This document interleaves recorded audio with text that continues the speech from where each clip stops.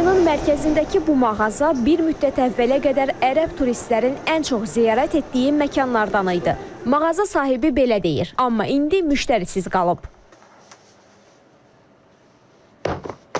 Sahibkar Səyyad Hüseynli əslən Güney Azərbaycanlıdır. 30 ildən çoxdur ki, Bakıda xalça satışı ilə məşğul olur. Deyir ki, satışlarda hələ bu qədər durğunluq olmamışdı.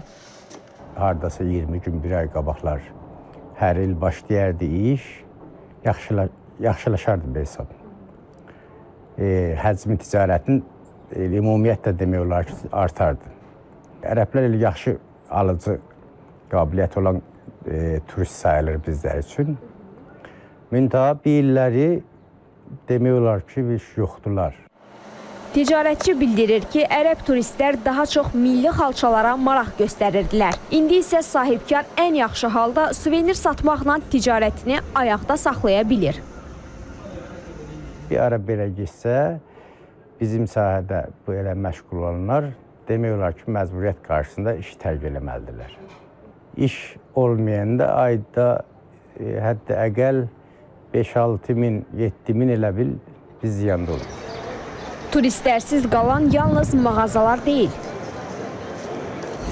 Şəhərin mərkəzində Nizami küçəsindəyik. Xüsusilə ərəb və İranlı turistlərin sıxlıq təşkil etdiyi bu ərazidə indi onlar gözə dəymir. Əvvəllər hər addımda rast gəldiyimiz bu turist qrupları indi sayları azalıb. Turistlərin azalması restoran və kafelerin də işinə mənfi təsir edib. Sahibkarlar bildirirlər ki, artıq bəzi iaşə obyektlərinin qapısına qıfıl vurulub. Kafe restoranlarımızda yəni görürük ki, turist azdır, gəlirləri də azdır və bu da hətta bizə daxil olan məlumata görə birinci rübdə bizim üzümüz olan da bir neçə restoran, kafe artıq bağlanıbdır. Ağşəhər ərazisində və Nizami küçəsində. 2026-nın yanvar, fevral və aprel ayları isə 2025-ə görə 30% daha aşağıdır və bu deməkdir ki, bir çox Horeca sahəsində fəaliyyət göstərən kafe, restoran fəaliyyətini davam etdirə bilməyəcək. Bakıya gələn turistləri gəzintiyə aparan şirkətlərin də işi çətinə düşüb. Həm şəhər daxilində, həm də rayonlara turist daşıyan iri tutumlu avtobusların müştəriləri azalıb. Əvvəl 10 ədəd neoplan görə bilirdiksə qapıların önündə, hal-hazırda 2, maksimum 1-2 ədəd neoplanları və yaxud vitoları, sprinterləri görə bilirik. Mart ayına nisbətən 40% geriləmə müşahidə olunur. Və ya Çindən, Yaponiyadan gələn qonaqlar var, hansı ki, onlar bura gəldikdən sonra Özbəkistan, Qazaxıstan, Türkmənistan, İpək yolu dediyimiz ərazi ilə yenidən Çinə qayıdırlar. Otel biznesi də mart ayında gözlədiyi karı əldə edə bilməyib. Səbəb Novruz bayramı günlərində ərəb və İranlı turistlərin ölkəyə səfər etməməsidir.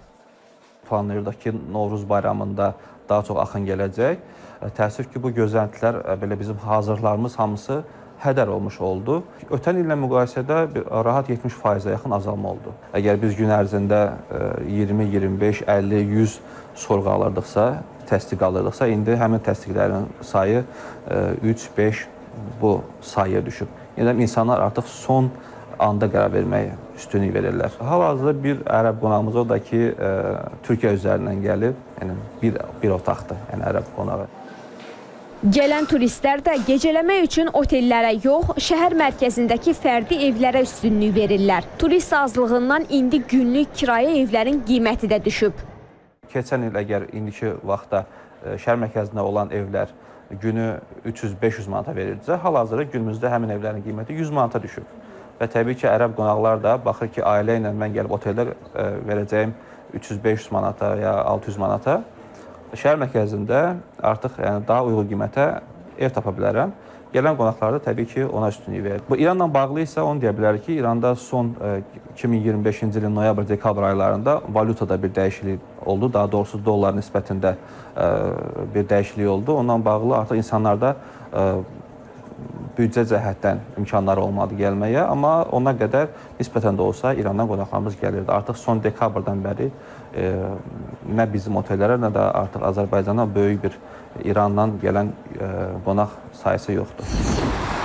Azalmanı rəsmi rəqəmlər də təsdiqləyir. Dövlət Statistika Komitəsinin məlumatına görə ötən ilin ilk rübündə, yəni yanvar-mart aylarında Azərbaycana 508 mindən çox turist gəlib. Bu ilin mart ayının rəsmi rəqəmləri hələ açıqlanmayıb. Lakin 2026-cı ilin yanvar-fevral aylarında ötən illə müqayisədə azalma olduğu görünür. Ərəb və İranlı turistlərin ölkəyə gəlməməsinin əsas səbəbi İrandakı müharibədir. Ancaq ekspertlərə görə digər səbəblər də var.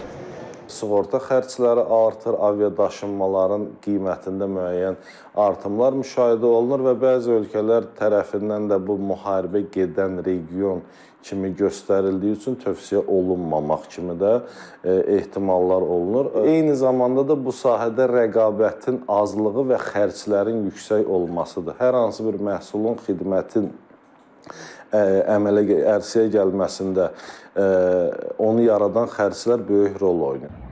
Dövlət Turizm Agentliyinin Turizm Bürosu sektordakı mövcud problemdən xəbərdardır. Problemin həlli kimi digər ölkələrdən turistlərin cəlb edilməsi üçün işlər aparılır.